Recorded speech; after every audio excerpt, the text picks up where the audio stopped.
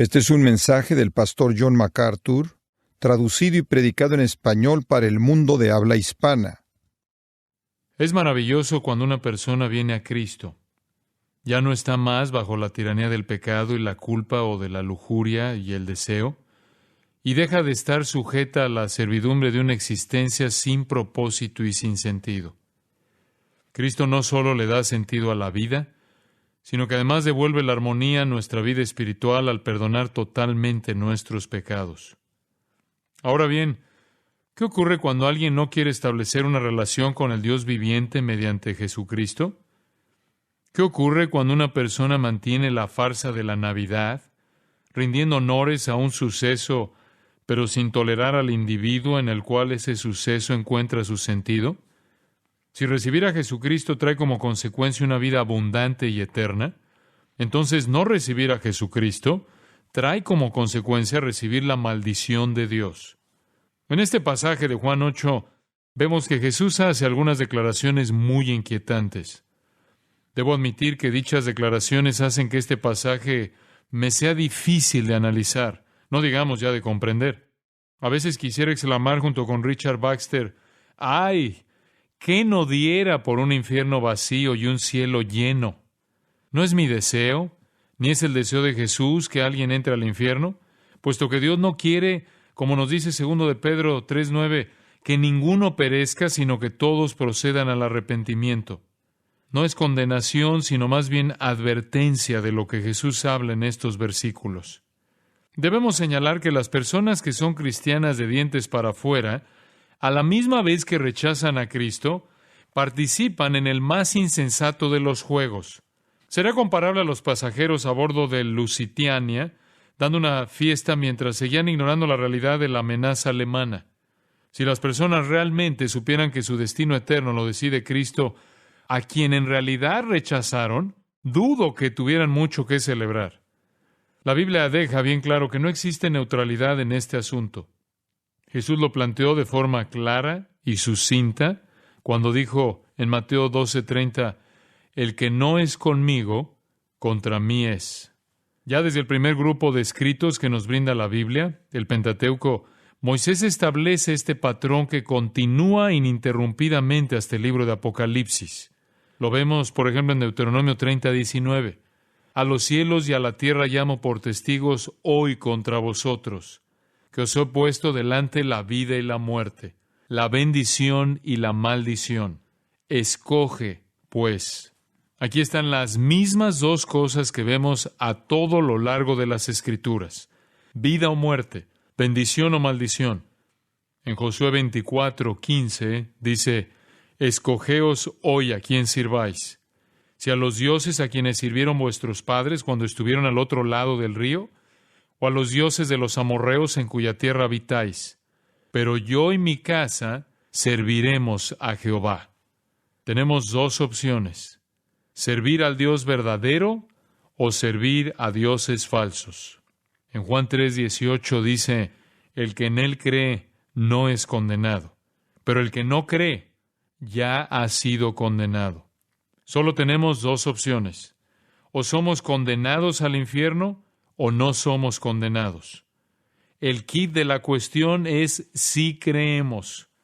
El motivo de la condenación aparece al final del versículo, porque no ha creído en el nombre del unigénito Hijo de Dios. El libro de Apocalipsis concluye con una invitación. Allí en el 22:17 de Apocalipsis, Juan escribe, y el Espíritu y la esposa dicen, ven. Y el que oye, diga, ven. Y el que tiene sed, venga. Y el que quiera, tome del agua de la vida gratuitamente. Aquí aparece de nuevo la opción de escoger uno de los dos caminos. El otro día uno de mis hijos me preguntó, papá, ¿es verdad que solo hay dos lugares a donde puedes ir cuando te mueres? ¿Al cielo o al infierno? Yo le dije, así es, solo dos, el cielo o el infierno. No existe terreno neutral, ni purgatorio, ni lugar de espera. El infierno podrá tener distintos nombres en lo que se refiere a su forma definitiva e identidad, pero solo hay dos lugares: el cielo, donde está Dios, o el infierno, donde Dios no está. Puede que conozcan la antigua frase, la culpa es solo suya. Eso en realidad es bíblico. Pudiera haber una gran discusión teológica con respecto a quién es responsable de que las personas sean salvas, si es Dios o si el hombre tiene algo que ver en esto, pero no hay duda de quién es responsable en la Biblia de que las personas vayan al infierno, porque dice que el hombre es quien escoge. Jesús corroboró la realidad de que los hombres escogen el infierno cuando enfrentó a algunos de los judíos diciéndoles, ahí en Juan 5, 39 y 40, escudriñad las Escrituras, porque a vosotros os parece que en ellas tenéis la vida eterna, y ellas son las que dan testimonio de mí, y no queréis venir a mí para que tengáis vida. La responsabilidad de no escoger a Cristo es nuestra. En Romanos 1:20, Pablo dice que los hombres no tienen excusa. En Juan 16, 8 y 9 dice, y cuando Él, esto es el Espíritu Santo, venga, convencerá al mundo de pecado, por cuanto no creen en mí. No creer en Cristo, esto es el mayor de todos los pecados. En Apocalipsis 2:21, el Señor condena a Jezabel, quien está induciendo a la iglesia de Tiatira al error, diciendo, y le he dado tiempo para que se arrepienta, pero no quiere arrepentirse de su fornicación. En otras palabras, Dios ha llamado al arrepentimiento, y cuando las personas no se arrepienten ni van con Él con fe, es culpa de ellas mismas, y ellas son responsables de esa decisión. Ahora, en Juan 8, en el versículo 21, observamos una poderosa declaración de parte de Jesús dirigida a los líderes judíos. Allí el Señor dice, otra vez les dijo Jesús, yo me voy y me buscaréis, pero en vuestro pecado moriréis. A donde yo voy, vosotros no podéis venir. Aquí Jesús está haciendo una declaración muy fuerte acerca del hecho de que Él irá al cielo y ellos no. Ya cuando llegamos al capítulo 8, Él puede hacer tal advertencia porque ellos han recibido información suficiente como para haber tomado una decisión con respecto a Él. Durante 8 capítulos, Juan ha estado describiendo la manifestación de Dios mismo en Cristo, al registrar las numerosas maravillas que Él había realizado en Galilea y en Jerusalén. Además, Jesús ha dicho muchas cosas sorprendentes. Su reclamo de ser Dios está claro. Nadie debe dudarlo. De hecho, más adelante Jesús les dice a aquellos judíos que estaban evaluando su ministerio que ellos deberían creer en Él por las palabras y las obras que Él había dicho y hecho, como lo vemos ahí en Juan 10, 37 al 38, 14, 10 al 11. A lo largo de estos capítulos vemos sus obras y escuchamos sus palabras una y otra vez. En el capítulo 1, Juan lo presenta como Dios encarnado, quien, de acuerdo con el versículo 14, fue hecho carne y habitó entre nosotros, como del unigénito del Padre. En Juan 2, realizó su primer milagro en Caná al convertir el agua en vino. En Juan 4, lo vemos revelar la vida personal de una mujer a la que no conocía y hablar sobre el hecho de que Él era el agua viva. En Juan 5, oímos su diálogo con los fariseos cuando afirma que es Dios a quien el Padre ha encomendado a hacer el juicio final. En Juan 6, lo vemos hacer muchos milagros durante todo el día, incluso alimentar a miles de personas en un monte de Galilea. En Juan 7, se dirige a Jerusalén y las cosas que allí dice siguen confirmando que Él es Dios. En Juan 8, perdona el pecado y afirma que Él es la luz del mundo. Todas estas palabras y obras, señales y maravillas debieron ser suficientes para suscitar fe sincera y confianza en quién Él era. Y en opinión de Jesús, la persona que estuviera viendo, que estuviera oyendo y experimentando aquellas cosas y aún así no creyera, carga ella sola con la culpa de su propio pecado. No tienen excusa. Aunque Jesucristo atendió las necesidades físicas de muchas personas, ellas seguían rechazándolo, no queriendo tener que enfrentar la necesidad espiritual de arrepentimiento y de creer en Él. En Galilea, al principio, lo siguieron grandes multitudes porque Él las alimentaba y sanaba. Pero cuando comenzó a establecer algunos principios para la vida y a inmiscuirse en sus pecados, dejaron de querer coronarlo rey. Cuando fue a Jerusalén sucedió lo mismo. Grandes multitudes lo seguían a todas partes, pero en cuanto comenzó a desviarse de lo físico hacia lo espiritual y a combatir el pecado en el corazón de las personas, las multitudes comenzaron a desvanecerse hasta que finalmente el único gentío que quedó fue el de un grupo de fariseos tratando de idear una forma de matarlo. Un rechazo tan trágico como ese se resume en las palabras de Juan en el 1:11. A lo suyo vino y los suyos no le recibieron. Los judíos fueron responsables de sus conclusiones acerca de Cristo, igual que lo somos usted y yo y todas las demás personas. Aunque algunos sí creyeron, Juan 7:40 al 41 nos dice que hubo otros que no. Entonces, algunos de la multitud, oyendo estas palabras, decían, verdaderamente este es el profeta. Otros decían, este es el Cristo. Pero algunos decían, ¿de Galilea ha de venir el Cristo?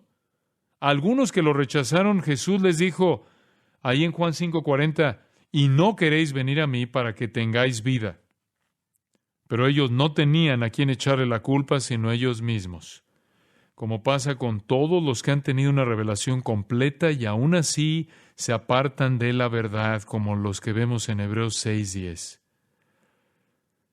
Aunque la incredulidad de los escribas y los fariseos se pone de manifiesto en su deseo de matar a Jesús, el versículo 20 dice que nadie le prendió porque aún no había llegado su hora. Impedidos por Dios de darle muerte en aquel momento, Jesús los enfrenta en el versículo 21 y les dice, yo me voy y me buscaréis, pero en vuestro pecado moriréis. A donde yo voy, vosotros no podéis venir. Esta confrontación revela el trágico resultado de rechazar a Jesucristo. Morir en nuestros pecados. Ese es el resultado. Jesús hizo alusión a esto en el capítulo anterior cuando dijo, todavía un poco de tiempo estaré con vosotros, en Juan 7:33, e iré al que me envió, me buscaréis y no me hallaréis, y a donde yo estaré, vosotros no podréis venir. Entonces los judíos dijeron entre sí, ¿a dónde se irá este que no le hallemos? ¿Se irá a los dispersos entre los griegos y enseñará a los griegos? Mientras que en el capítulo 7 los judíos estaban sinceramente confundidos en cuanto a lo que él quería decir, en el capítulo 8 se volvieron cínicos realmente cuando Jesús repite esencialmente la misma advertencia. Y les dice en Juan 8:22, decían entonces los judíos, ¿acaso se matará a sí mismo? Pero el cinismo de ellos solo sirve para revelar su falta de entendimiento. Jesús solo estaba diciendo que él iría al Padre en el cielo y que ellos no podrían hacerlo porque estarían en el infierno al haberlo rechazado. Si ellos lo buscaban a él demasiado tarde, su búsqueda sería en vano.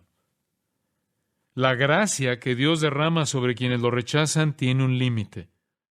Amós 8:11 y 12 dice, He aquí vienen días, dice Jehová el Señor, en los cuales enviaré hambre a la tierra, no hambre de pan, ni sed de agua, sino de oír la palabra de Jehová. E irán errantes de mar a mar, desde el norte hasta el oriente discurrirán buscando palabra de Jehová, y no la hallarán. Lo mismo es válido para su evangelio sobre Cristo. En Proverbios 1:24 al 31 se personifica la sabiduría divina apartándose de quienes la rechazan. Y el escritor dice, Por cuanto llamé y no quisisteis oír, extendí mi mano y no hubo quien atendiese, sino que desechasteis todo consejo mío y mi reprensión no quisisteis. También yo me reiré en vuestra calamidad y me burlaré cuando os viniere lo que teméis, cuando viniere como una destrucción lo que teméis, y vuestra calamidad llegare como un torbellino, cuando sobre vosotros viniere tribulación y angustia.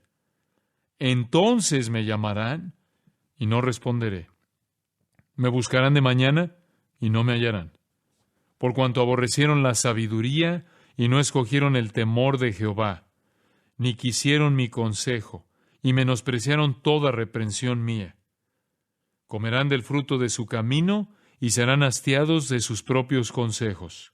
En otras palabras, cuando el día de gracia haya terminado, quienes hayan rechazado la sabiduría de Dios serán responsables y pagarán las consecuencias que ellos mismos se ganaron. Es como el prisionero a quien el rey le ordenó hacer una cadena. Cada día le añadió otro eslabón, hasta que finalmente lo amarraron con su propia cadena. Así sucede con los pecadores que rechazan a Cristo. Ellos generan en su vida su propia catástrofe final. Ahora, mientras que la muerte de Jesús lo llevaría al Padre, no sucedería así con la muerte de quienes lo rechazaron a causa del pecado. Ahora, ¿en qué pecado estaba pensando Jesús cuando les dijo a los fariseos que ellos morirían en su pecado? Es en el pecado de rechazar a Cristo. Juan 16, 8 y 9 dice que el Espíritu Santo convencerá al mundo de pecado por cuanto no creyeron en Cristo. Si quieren racionalizar y decir, bueno, yo no cometo ningún pecado, soy una buena persona y trato de hacer todo lo que puedo. Eso no servirá de nada, porque si nunca han recibido a Jesucristo, ese es el pecado mayor. Por eso es que Jesús dice que quienes lo busquen demasiado tarde morirán con sus pecados sin perdonar. Ese es el desastre supremo, porque esa persona está destinada al infierno. Los líderes judíos sí buscaron el cielo durante toda la vida, pero lo buscaron en el lugar equivocado. En vez de buscarlo a los pies de Jesús, lo buscaron en su propia supuesta superioridad moral. Romanos 10:17 dice que la fe se obtiene oyendo el mensaje acerca de Cristo. Pero en lugar de buscarlo ahí, lo buscaron en sus propios libros, leyes y rituales. No solo lo buscaron en el lugar equivocado, sino que lo buscaron de la forma equivocada. En Romanos 10:2, Pablo dice acerca de los judíos, porque yo les doy testimonio de que tienen celo de Dios, pero no conforme a ciencia. Ellos estaban buscando a Dios según su propio sistema y estaba lejos de ser una búsqueda sincera. Jeremías 29:13 dice, me buscaréis y me hallaréis, porque me buscaréis de todo vuestro corazón. Los escribas y los fariseos no buscaban a Dios de todo corazón, porque habían dedicado todo su corazón a la presuntuosa difusión de su propia aparente superioridad moral. Entonces, muchos de los judíos estaban buscando en el lugar equivocado y en la forma equivocada, y lamentablemente también buscaron en el momento equivocado. Estoy seguro de que ha habido infinidad de personas que cuando ya era demasiado tarde, comenzaron a buscar el cielo luego de que la sentencia contra ellos ya había sido dictada a causa de su continuo rechazo. Jesús trató de expresar lo aterrador del infierno con algunas de sus parábolas. Por ejemplo, en Mateo 13, 40 al 43, Jesús dijo, de manera que como se arranca la cizaña y se quema en el fuego, así será en el fin de este siglo. Enviaré el Hijo del Hombre a sus ángeles, y recogerán de su reino a todos los que sirven de tropiezo y a los que hacen iniquidad, y los echarán en el horno de fuego. Allí será el lloro y el crujir de dientes. Entonces los justos resplandecerán como el sol en el reino de su Padre. El que tiene oídos para oír, oiga. Solo hay dos lugares donde pasar la eternidad: el infierno, donde hay lloro y crujir de dientes, o el cielo, donde resplandecerá como el sol. Y Jesús dice que si se tiene oídos, más vale oír. Es una advertencia espeluznante. Cuando Jesús advierte a los judíos en este pasaje, no está desmoralizándolos al dar por terminada de manera soberana su elección ni al ponerle fin a toda posibilidad de salvación para ellos. Él simplemente está advirtiéndoles de las consecuencias de su elección actual. Cuando ustedes oigan a las personas criticar a Dios por hablar de esta forma negativa, diciendo que Dios no es un Dios de amor, no lo crean ni por un instante. Dios es tan misericordioso y nos ama tanto que nos advierte. Nunca nadie ha ido al infierno que no haya escogido ir allí. Pero Dios no va a verse obligado eternamente con alguien que no lo quiere. Ahora bien, hay 4 elementos que yo veo en Juan 8, 21 al 30, que le muestran a una persona que puede morir en su pecado. Veamos el primero: creerse moralmente superior. Creerse moralmente superior. La primera forma de garantizar que una persona morirá en su pecado y no irá a la casa del Padre en los cielos con Jesús es estar convencido de que no necesita ser salvo. que está espiritualmente bien. Quienes niegan la necesidad de un Salvador son las personas más difíciles de llegar a ellas. Las personas que afirman ser justas aparte de Cristo y dicen, yo pertenezco a un grupo especial, o yo soy uno de los 144,000, o yo tengo documentos que dicen que soy una persona justa, solo se engañan a sí mismas. Las personas que se creen moralmente superiores, que han desarrollado un sistema que ellas creen que les da derecho a entrar en la presencia de Dios, son las personas más difíciles de convencer de que necesitan un Salvador porque ya piensan que están bien. Satanás es astuto. Cuando monta un falso sistema basado en los logros humanos y la justicia basada en las obras, lo hace de manera tan compleja y supuestamente bíblica que resulta enormemente engañoso. Las personas quedan cautivadas por las sectas y suponen equivocadamente que pueden alcanzar la justicia por lo que hacen. Pero nadie viene jamás a Cristo si no lo ve como un Salvador que le libra del pecado y no se ve a sí mismo como un pecador que necesita ser librado de sus pecados.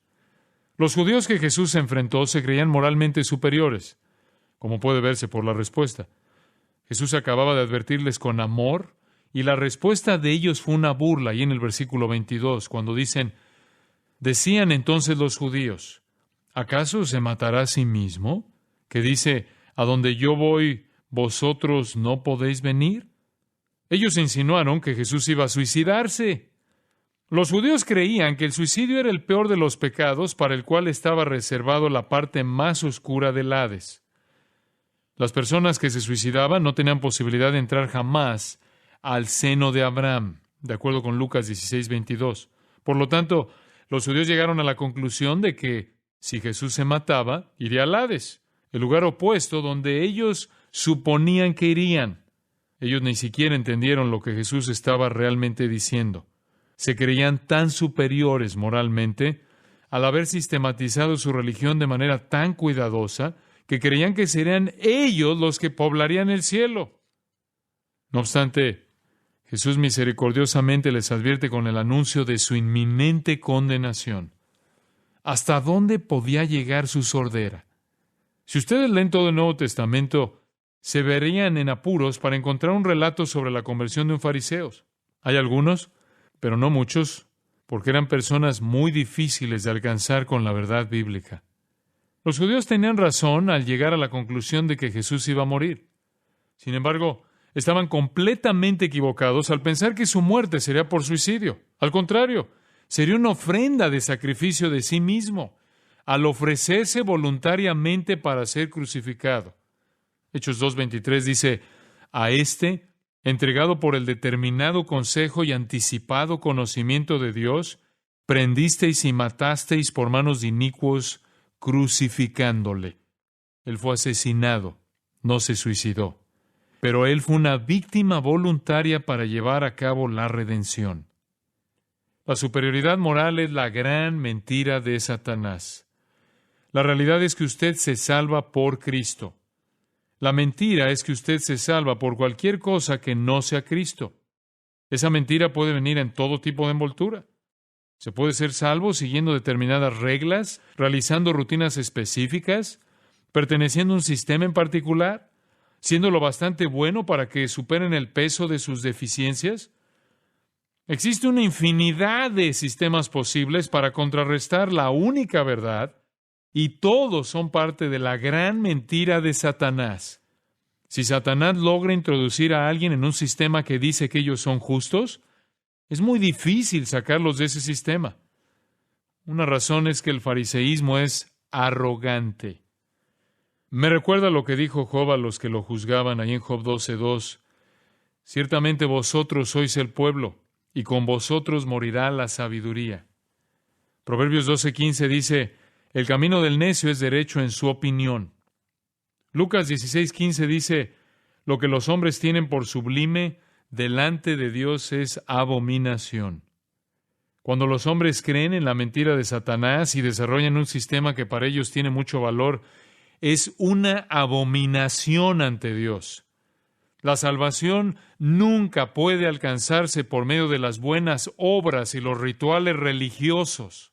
Luego, la primera manera de morir en los pecados es pretender ser moralmente superior y reírse de cualquiera que hable del pecado del infierno.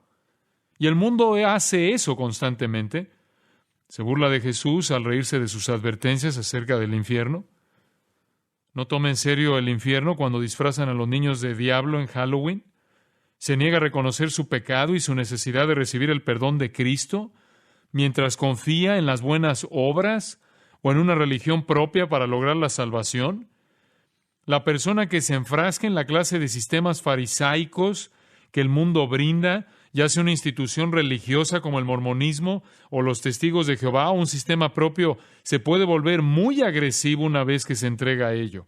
Por ejemplo, yo leí un artículo que una persona envió a un periódico de Melbourne después que oyó predicar a Billy Graham, el cual decía: después de haber oído a Billy Graham por la radio, de haberlo visto por televisión y de haber leído informes y cartas respecto de su misión, estoy totalmente harto del tipo de religión que insiste en que mi alma y las de todos los demás necesitan ser salvas, sea lo que sea que esto signifique.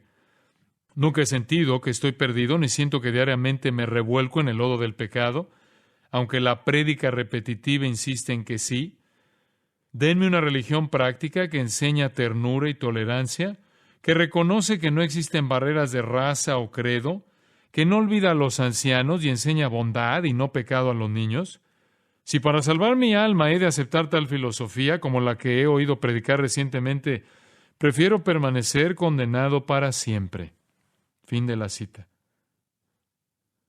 Esto sí es estar en una posición precaria. Evidentemente, el hombre ha desarrollado un sistema en el cual él cree que está libre de culpa y pecado ante Dios y por tanto se burla sin temor de la verdad. Esa carta refleja exactamente la actitud de los fariseos y los escribas.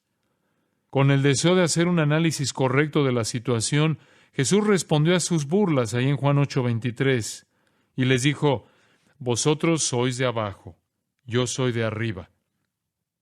Jesús entendió las intenciones de sus burlas, de que él se mataría y descendería al Hades, pero de hecho Jesús les dice: son ustedes los que son del Hades, yo soy de arriba. Esa es la inversa. Con esta respuesta tajante, Jesús no quiere decir que eran literalmente del Hades. Él quiere decir que su falta de fe, hipocresía, falsa religión, ignorancia y fariseísmo deliberado fueron generados por el enemigo. Él hace una distinción clara de que ellos están siguiendo a Satanás mientras que él sigue a Dios. Ellos eran, como lo son todas las personas faltas de fe en este mundo, de abajo en el sentido de que eran parte del sistema del mal. En Juan 8:44, Jesús les dijo: vosotros sois de vuestro padre el diablo. Tales personas rigen sus vidas, como dice Efesios 2:2, conforme al príncipe de la potestad del aire. Mientras que el no creyente es guiado sin darse cuenta por Satanás desde abajo, el creyente es guiado desde arriba porque su ciudadanía está en los cielos, como dice Filipenses 3:20, y reside posicionalmente en los lugares celestiales, como dice Efesios 1:3. Estamos vinculados ya sea al cielo o al infierno mientras estamos vivos, en virtud de con quién nos identificamos. Por tanto, al advertir a los fariseos, Jesús les dio la verdadera dimensión de las cosas al decir, en efecto, las raíces de ustedes corren hacia abajo, al Hades, porque el estilo de vida de ustedes lo pone de manifiesto. Más vale que reconozcan la fuente de su sistema religioso. Si quieren morir entonces en sus pecados, simplemente sigan la actitud de los fariseos. ¿Y cuál es? ¿Crean que no necesitan a Cristo como el Salvador? Supongan que están bien, que tienen todos los problemas resueltos y que alcanzarán la justicia. Convénzanse de eso y morirán en sus pecados. Hay una segunda manera de morir en sus pecados, y es estar atado a los intereses terrenales. Estar atado a los intereses terrenales. En Juan 8:23 Jesús dice: yo soy de arriba, vosotros sois de este mundo, yo no soy de este mundo. Jesús aquí establece otra comparación. Él les dice a los fariseos que ellos son parte del sistema del mundo del cual Él no es parte. El término mundo simplemente se refiere al reino espiritual invisible del mal. Usamos la palabra para identificar un sistema en particular, tal como el mundo de la política, el mundo de los deportes y así sucesivamente. El sistema que Jesús tiene en mente aquí es el sistema del mal, opuesto a Dios y a Cristo. Si ustedes quieren estar seguros de que morirán en sus pecados, simplemente sean parte del sistema del mundo y acepten lo que éste ofrece. Entonces podrán ser clasificados como hijos de este siglo, de acuerdo con Lucas 16:8, atrapados en este presente siglo malo, de acuerdo con Gálatas 1:4, del cual Jesús busca librar a los hombres. En oposición a la verdad de Dios, el mundo propaga sus propios sistemas farisaicos. El sistema pudiera caracterizarse de la siguiente manera. Es materialista y humanista, que cree que el hombre va a resolver sus problemas por sí solo y va a gobernar su propio destino. Está ensimismado en su preocupación con el sexo. Lo atormentan la ambición carnal, el orgullo, la avaricia, los celos, la envidia, la complacencia propia, el deseo egoísta, el crimen, etc. Sus opiniones son erróneas, sus objetivos son egoístas, sus placeres son pecaminosos, sus influencias son desmoralizantes, su política es corrupta, sus honores son vacíos, sus sonrisas son falsas y su amor es inconstante. Además, está en proceso de disolución. Según 1 de Juan 2:17, el mundo pasa, se autodestruirá. Jesús identifica a los que se burlan de Él como parte del sistema del mundo. Eran almas pecaminosas, egoístas y atadas a la tierra, controladas por los dictados del sistema del mal dirigido por Satanás. Ellos se habían apartado de Jesucristo con un abismo de por medio que era infranqueable. Aunque eran religiosos y quizás hasta humanitarios en el fondo, seguían siendo parte del sistema del mal de Satanás opuesto a Dios. Jesús simplemente les está diciendo, morirán en sus pecados por dos razones. En primer lugar, pretenden ser moralmente superiores y en segundo lugar, están totalmente sumidos en el sistema. Ustedes compran cualquier cosa que el mundo esté vendiendo. ¿Hay una tercera manera de morir en sus pecados? Ser incrédulo. Ser incrédulo. En Juan 8:24, Jesús dice, por eso os dije que moriréis en vuestros pecados, porque si no creéis que yo soy, en vuestros pecados moriréis. Luego, la tercera manera de estar seguro de que morirán en sus pecados es ser incrédulo del Evangelio. No hay que salir a matar a nadie y ser malo para ir al infierno, porque el infierno no es solo para los criminales y delincuentes, es para todos los que no aceptan a Cristo. Si ustedes no aceptan a Cristo en esta vida, Dios no los va a obligar a vivir con Él para siempre en la eternidad. Ustedes dirán, ¿qué debo creer? Recuerdo una canción que fue popular llamada Yo Creo, que repetía una y otra vez las palabras Yo creo. ¿Yo creo en qué?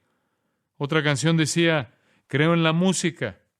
Si eso es en lo único en que usted cree, usted está metido en un problema. La misma clase de fe imprecisa o mal encausada cuando se le pregunta a una persona, ¿usted está en Cristo? Y la persona responda, sí, yo creo en Cristo, Él vivió, etcétera, etcétera. Pero Jesús tenía algo más categórico en mente. Fíjese en lo que dice, si no creéis que yo soy. No basta con creer que Jesús es el que uno piensa que es preciso creer que Él es el que dijo ser. Él dijo que era Dios en frases tales como, yo soy el pan de vida en Juan 6:35. En Juan 6:35, el que en mí cree no tendrá sed jamás. En el 8:12, yo soy la luz del mundo. En el 10:11, yo soy el buen pastor. En el 10:9, yo soy la puerta. En el 11:25, yo soy la resurrección y la vida. En el 14:6, yo soy el camino y la verdad y la vida. Puesto que Jesús se estaba identificando con Dios, la fe salvadora no solo se convierte en cuestión de apartarse del pecado, sino de confiar en el Hijo también. Es cuestión de creer que Jesús es quien dice ser. Ustedes se preguntarán, ¿Moriré en mis pecados a menos que crea que Él es todo lo que dice ser? Así es. Ustedes deberían averiguar quién Él dijo ser, porque Romanos 10:17 dice que la fe llega por el oír el mensaje acerca de Cristo. Nunca podrán tener verdadera fe a menos de que oigan la verdad acerca de Cristo. La fe verdadera es el resultado de oír y creer con el corazón que Jesús es quien Él dijo ser y que Dios verificó lo que decía levantándolo de los muertos, como dice Romanos 10:9. Jesús les promete a sus opositores que morirán con sus pecados sin perdonar si no creen que Él es quien dice ser. ¿Y quién es? Él es Dios en carne humana. El no creer y apartarse echa por tierra las esperanzas y deja solo el sombrío presagio del infierno. En una ocasión que iba en un avión, un hombre me preguntó cuando supo que yo era maestro de temas bíblicos y me dijo, ¿cómo se convierte uno en cristiano? Entonces compartí con él el Evangelio, diciéndole que debía creer que Jesús es quien dice ser. Dios en carne humana, el Salvador que murió por sus pecados y resucitó. Una persona puede ir al infierno y permanecer allí eternamente solo por no creer estas pocas cosas. La fe en Cristo viene de oír el mensaje acerca de Él, y si no se ha oído lo suficiente, entonces se debe leer más o buscar a alguien que pueda explicarlo. No tiene sentido ir al infierno por algo que se dejó de hacer, porque no creer es igual a rechazar. Así lo dijo el Señor en Mateo 12:30, el que no es conmigo, contra mí es. No sean como los fariseos que deberían haberlo reconocido, pero siguieron burlándose. Finalmente, llegamos a la cuarta manera de morir en sus pecados. Ser deliberadamente ignorante. Ser deliberadamente ignorante. Cuando alguien oye una exposición sobre Cristo, pero no deja que se le quede en la memoria, esa persona es deliberadamente ignorante. Los líderes judíos tenían suficientes pruebas acerca de Cristo, pero ellos simplemente se negaron a creer y en su ignorancia elegida por ellos hasta se burlaron de Él. Ellos fueron deliberadamente ignorantes de la identidad de Cristo. Juan 8:25 dice, entonces le dijeron, ¿tú quién eres? Lejos de ser una pregunta sincera, pudiera parafrasearse de la siguiente manera. ¿Quién te crees que eres, socio? Estás diciendo cosas bastante ridículas que si vamos a morir en nuestros pecados. ¿Sabes con quién estás hablando? Nosotros somos la élite espiritual. ¿Quién te crees que eres? ¿Tú eres un don nadie de Nazaret que ha venido aquí a decirles a los líderes de Jerusalén cómo dirigir las cosas? ¿Quién te da el derecho de asumir el rol de igualdad con Dios? Este tipo de ignorancia deliberada se manifiesta en otros pasajes de las Escrituras. Juan 8:19 dice, ellos le dijeron, ¿dónde está tu Padre? Respondió Jesús, ni a mí me conocéis, ni a mi Padre. Lo que Jesús está diciendo es lo siguiente, ustedes son incurablemente ignorantes. Se creen que conocen a Dios, pero realmente no lo conocen. Y piensan que yo soy un farsante. No me conocen a mí tampoco. Ustedes son incapaces de reconocer la verdad porque están sumamente dominados por el pecado. ¿Se acuerdan del ciego que se curó en Juan 9 y que todos los líderes judíos se preguntaban cómo era que el ciego podía ver? Reconociendo su incredulidad en el poder de Jesús. El versículo 30 dice, respondió el hombre y les dijo, pues esto es lo maravilloso, que vosotros no sepáis de dónde sea, y a mí me abrió los ojos. El ciego tenía más sentido común que los líderes judíos. ¿Por qué? ¿Esos líderes desearon ignorar la verdad? El infierno se llenará de personas que están allí simplemente porque quisieron ser ignorantes y no desearon que Jesús tuviera parte sobre sus vidas. No quisieron conocer la verdad, estaban satisfechos con lo que ya creían. Al judío de mentalidad cerrada que cuestionó su autoridad, Jesús le dijo, el que quiera hacer la voluntad de Dios, conocerá si la doctrina es de Dios o si yo hablo por mi propia cuenta, y en Juan 7:17. En otras palabras, la verdad está disponible para el corazón deseoso, pero ellos no estaban deseosos. Ustedes dirán, ¿pero cómo pueden las personas ser así? La respuesta se expone de manera sencilla en Juan 3:19. Los hombres son así porque aman su pecado. Los hombres amaron más las tinieblas que la luz porque sus obras eran malas. Por sus pecados, los fariseos no quisieron exponerse. Se sentían tan ufanos en su pretendida superioridad moral y siguieron empedernidos en deliberada ignorancia que le dieron las espaldas a la verdad. Esto es trágico porque los coloca en la categoría de los que han recibido suficiente información para creer en la verdad, la han rechazado y van a recibir un castigo mayor que los demás. Como nos dice Hebreos 10:29, ¿cuánto mayor castigo pensáis que merecerá el que pisoteara al Hijo de Dios y tuviere por inmunda la sangre del pacto en la cual fue santificado e hiciere afrenta al Espíritu de gracia? En otras palabras, el mayor castigo en el infierno está reservado para las personas que conocían la verdad, pero la pisotearon. Aquellos judíos también eran deliberadamente ignorantes de la autoridad de Cristo. Juan 8:25 al 27 dice, Jesús les dijo, lo que desde el principio os he dicho, muchas cosas tengo que decir y juzgar de vosotros, pero el que me envió es verdadero, y yo, lo que he oído de él, esto hablo al mundo. Pero no entendieron que les hablaba del Padre. Debido a que los judíos se niegan a aceptar lo que Jesús había estado diciendo, Jesús no les aporta ninguna otra revelación, pero sí dice que tiene palabras de juicio que decir respecto de ellos, que vienen del Padre, que en el 5:22 dice, todo el juicio dio al Hijo. La ignorancia deliberada trae juicio, igual que la incredulidad. Las actitudes terrenales, igual que las pretensiones de superioridad moral, y los fariseos se caracterizaban por todas ellas. En su ceguera espiritual no reconocían quién era Él, ni entendían que Él les hablaba de Dios el Padre. Ellos simplemente pensaron que Él les hablaba acerca de un juicio suyo. El juicio es un resultado terrible para los que continuamente se niegan a oír la verdad. Es por eso que en Mateo 13:9 Jesús advirtió, el que tiene oídos para oír, oiga. Los judíos también dieron prueba de su deliberada ignorancia de la inmortalidad de Cristo.